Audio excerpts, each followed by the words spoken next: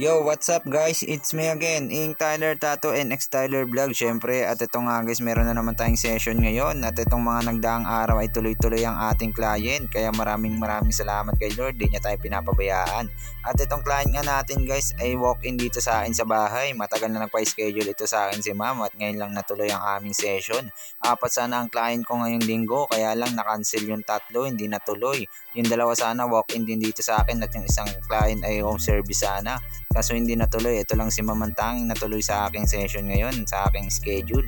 At tuwang-tuwa nga ako guys dito sa design ng ating client. Tuwang-tuwa ako dito sa design ni ma'am kasi napakaganda talaga at bumagay talaga sa kanya yung napili niyang design. Deep meaning tattoo nga pala to guys, pero hindi ko alam kung anong meaning nito para kay ma'am.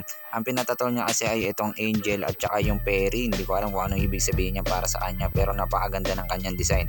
Kaya sa mga gusto magpatattoo dyan guys, arat na i-PM nyo lang ako at isend nyo lang sa akin ang design nyo na mapag-usapan natin yan. Bibigyan ko kayo ng malaking discount. At syempre bago ang lahat guys, sa mga hindi pa nakapollow, like at share at subscribe dyan sa akin, please pa-subscribe naman ako sa aking YouTube channel, X Tyler Vlogs, at sa aking TikTok account at syempre sa aking Facebook page. At syempre sa mga gusto magpatattoo dyan guys, PM for more details. We accept GCash payment. We open for walk-in, schedule, home service at the service fee depende po sa layo ng location nyo. Yun lang guys. Shout out, peace out, X Tyler.